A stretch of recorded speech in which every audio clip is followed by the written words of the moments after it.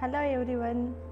இன்றைக்கான நம்முடைய கேள்வி என்னன்னு பார்த்தீங்கன்னா, நம்ம எல்லார் மேலே விழுந்த கடமை என்ன அப்படின்ற காரியத்தோடைய பதிலை தான் நம்ம பார்க்க இருக்கிறோம். எல்லாருக்கும் ஒவ்வொரு கடமை இருக்கும்ல. ஃபார் எக்ஸாம்பிள், ஒரு டீச்சர் இருக்காங்கன்னு சொன்னால் அந்த ஸ்டூடெண்ட்டை வந்து டிசிப்ளினாக நடத்துகிறதா இருக்கட்டும், அவங்களுக்கு பாடம் சொல்லி கொடுக்குறதா இருக்கட்டும், ஒவ்வொருத்தருக்கும் ஒவ்வொரு கடமை இருக்கும். ஒரு பேரண்ட்ஸ் இருக்காங்கன்னு சொன்னால் குடும்பத்தை நடத்துறது, குழந்தைகளை பராமரிக்கிறது, அந்த மாதிரியான கடமைகள் இருக்கும்.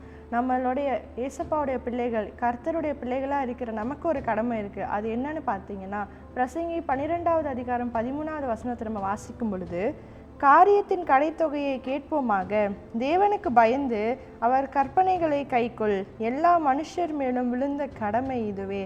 அப்போ இந்த இடத்துல நம்ம பார்க்கும் பொழுது நம்மளுடைய பிரதான கடமை என்னன்னு பார்த்தீங்கன்னா, தேவனுடைய கற்பனைகளுக்கு கீழ்ப்படிவது தான் நம்மளுடைய பிரதான கடமையாக இருக்கிறது.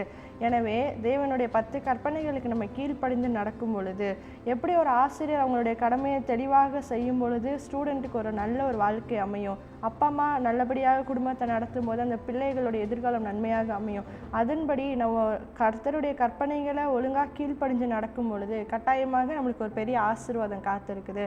எனவே இந்த கடமையை உணர்ந்த பிள்ளைகளாக நம்ம இருப்போம். தேவன் நம்மை ஆசீர்வதிப்பாராக. ஆமேன்.